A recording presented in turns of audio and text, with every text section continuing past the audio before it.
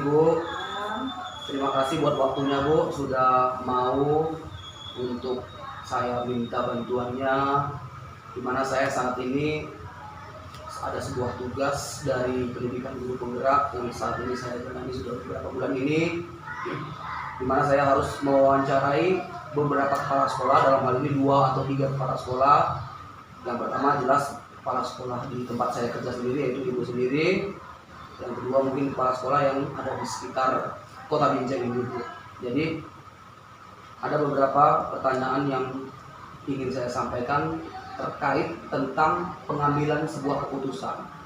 Tentunya Ibu kan sebagai kepala sekolah sudah beberapa tahun di sekolah kita ini, pasti ada keputusan-keputusan yang semacam dilema atau semacam bujukan-bujukan moral yang sudah Ibu alami selama ini. Itu sudah pasti ya Bu ya. Jadi yang pertama mungkin yang saya tanya Bu, pemahaman Ibu tentang sebuah dilema etika dalam pengambilan keputusan itu, pemahaman Ibu tentang dilema etika atau bujukan moral, bisa Ibu jelaskan? Baik, kalau menurut saya dilema etika itu adalah suatu keputusan di mana keputusan itu sebenarnya benar, ya, benar melawan yang benar. Gitu. Jadi intinya saya harus mengambil keputusan itu yang mana yang paling benar di antara yang benar dengan benar tadi, sesuai dengan sikon yang ada pada saat itu. Itu menurut Ibu dilema itulah dilema etika itu menurut saya.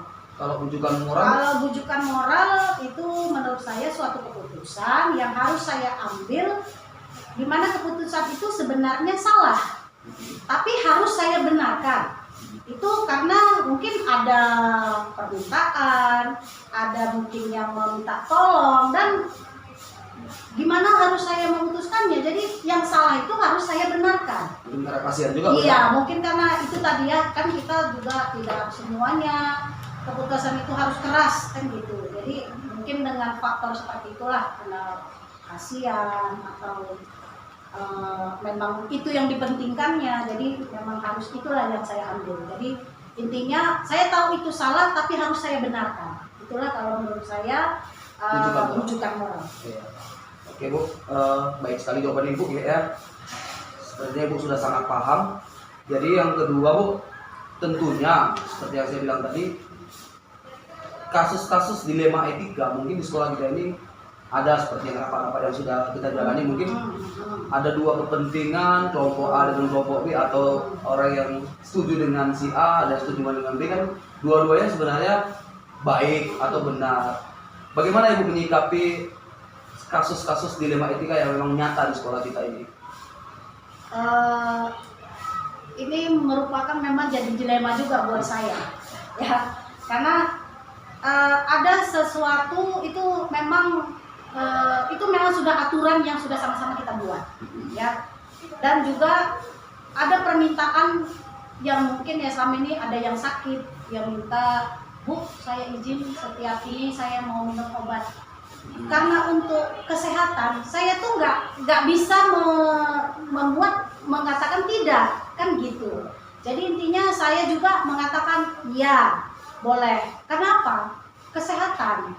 Jadi menurut saya kalau dilema etika ini ya memang harus saling memahami juga lah, harus saling, istilahnya setiap orang maklum lah. Iya, setiap orang maklum, tidak harus yang jalur keras itu harus keras gitu. Setidaknya harus adalah toleransi. Kalau yang memang itu kan bersifat penting ya, kesehatan itu. Guru apalagi kita kan itu pentingnya sehat. Kalau nggak sehat mana mungkin kita bisa ngajar. Jadi harus seperti itulah. Setidaknya harus toleransi di antara keputusan itu juga harus kita perhitungkan. Berarti mementingkan sesuatu yang lebih penting dari antara yang penting tadi ya Bu ya. Iya, menurut saya. Jadi berikutnya Bu, dalam mengambil sebuah keputusan mungkin kan sebuah masalah mungkin atau sebuah dilema mungkin ada yang berat, ada juga yang ringan atau biasa-biasa saja. Ada nggak langkah-langkah tertentu yang ibu telah persiapkan sebagai seorang pemimpin untuk mengambil sebuah keputusan tertentu gitu?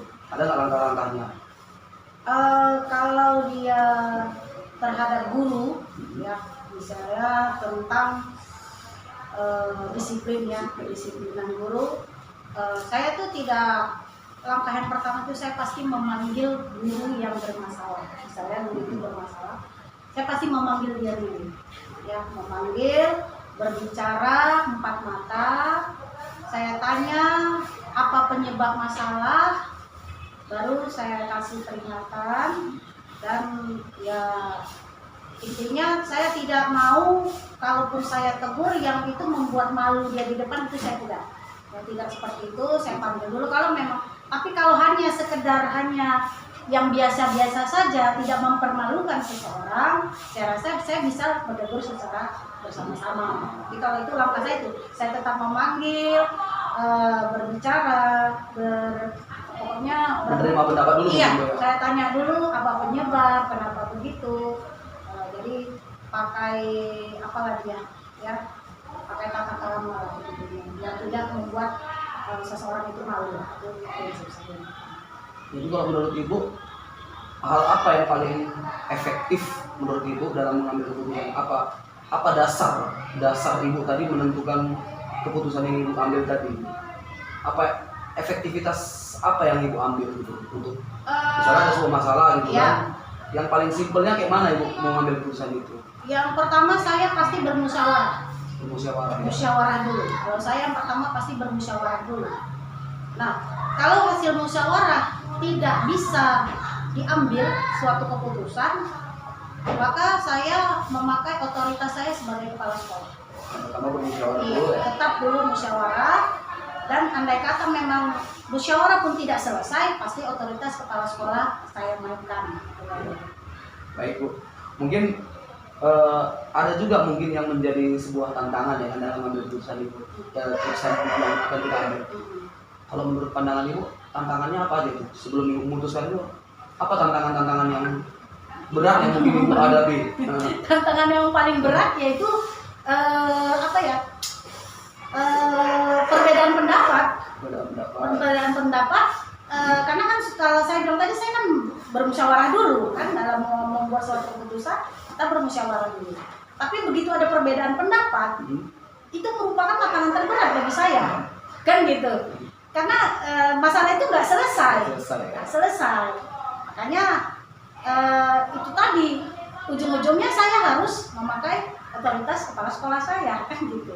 Sebagai pemimpin. Tapi bagaimana kalau udah ibu putuskan, ada juga pihak tertentu atau orang tertentu yang kurang setuju dengan keputusan itu? Kalau seperti itu, kita lihat saja, karena sudah pasti suatu keputusan itu pasti ada yang menentang dan ada yang menerima. Iya, pasti. Kalau sebagian besar lebih banyak yang menerima, kita jalankan lanjut.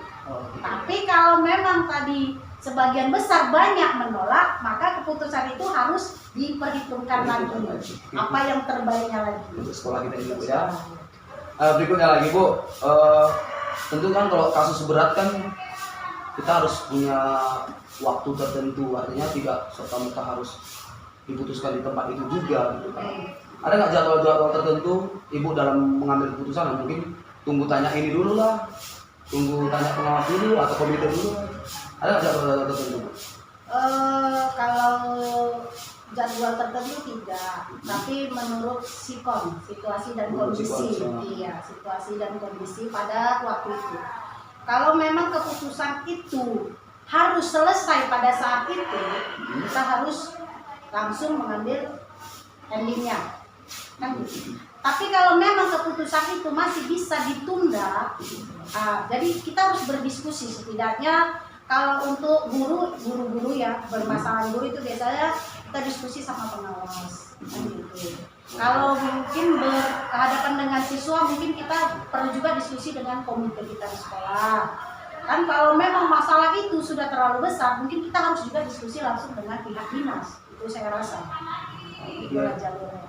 Harus ada tahapan-tahapannya Bu, Iya. tergantung masalahnya tadi. Dalam mengambil keputusan, tentunya Ibu ada faktor-faktor yang mempermudah Ibu dalam mengambil keputusan, atau ada orang-orang tertentu yang menjadi tempat ibu bertanya, tentunya kan kita kan punya gitu kan. Apa kira-kira faktor yang mempermudah ibu untuk mengambil keputusan? Apakah ibu hanya berpatokan pada peraturan, atau ibu harus, atau ada tempat ibu untuk bertanya?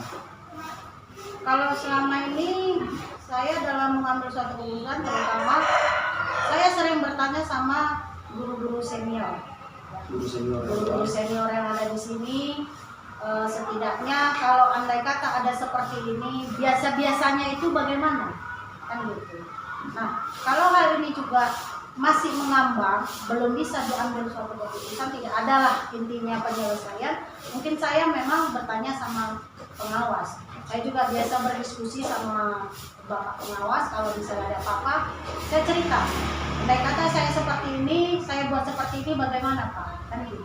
Itu biasanya saya seperti itu. Itu saja yang sampai sekarang ini yang pernah diskusi saya. Ya. Guru-guru senior yang memang biasa saya anggap bisa saya buka pikiran, dan juga bapak pengawas. Karena yang namanya kedinasan, kalau kita salah mengambil suatu keputusan itu kan susah ya. Jadi setidaknya kalau dari sudah tahu bapak pengawas, izin dari bapak pengawas, itu biasanya mereka bisa lebih meluruskannya. Nah, mereka ada suatu masalah pun pasti mereka bantu meluruskannya.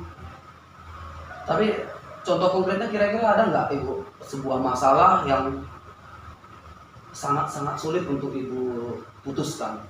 Mungkin ada sebuah contoh masalah tertentu yang memang sulit lah ibu ngambil keputusannya, atau memang betul-betul dilema. Contoh konkretnya mungkin. Contoh konkretnya, oh ada pernah ini kejadian suatu penjaga sekolah kita yang lama dulu. Oh kan? ya. Mereka berantem antara penjaga dengan petugas kebersihan. Ya. Waktu itu kita kan bingung nih. Memang dilema ya. Ya, mana yang mau dipilih? Kan gitu. Yang satu sudah lama, tapi mungkin kinerja berkurang. Yang satu baru, kinerja bagus, tapi terlalu over. Saya bingung. Jadi itu memang dilema. Makanya waktu itu saya diskusi sama pengawas. Saya keluarkan dua-dua. Itu saya bilang, silakan. Walaupun berat ya. Walaupun berat. Karena saya nggak bisa memilih. Kan gitu. Saya tidak bisa memilih. Jadi intinya harus ada yang dikorbankan kan gitu. Makanya saya bilang saya ambil keputusan. Saya cerita waktu itu, bagaimana Pak? Saya keluarkan saja dua-dua. Bagus kata dia. Daripada nanti kejadian ini yang sana nggak enak sini nggak enak, dua-dua. Kita cari orang baru. Nah, itu yang paling berat. Itu konkret ya contohnya Bu. Saya ingat juga tuh. Jadi Bu, kita udah bicara ya, sudah cukup lama kita bicara ini Bu. Udah banyak juga pertanyaan yang saya ajukan. Tentunya dari kasus-kasus yang sudah pernah Ibu alami, keputusan-keputusan dilema atau bujukan moral yang sudah pernah Ibu lakukan, hal apa yang bisa Ibu petik dari setiap kasus-kasus yang sudah Ibu putuskan tadi? Apa hal-hal positif yang Ibu bisa petik? Saya rasa ya intinya kalau kita sebagai pemimpin, setidaknya dalam mengambil suatu keputusan itu ya harus dilihat situasinya,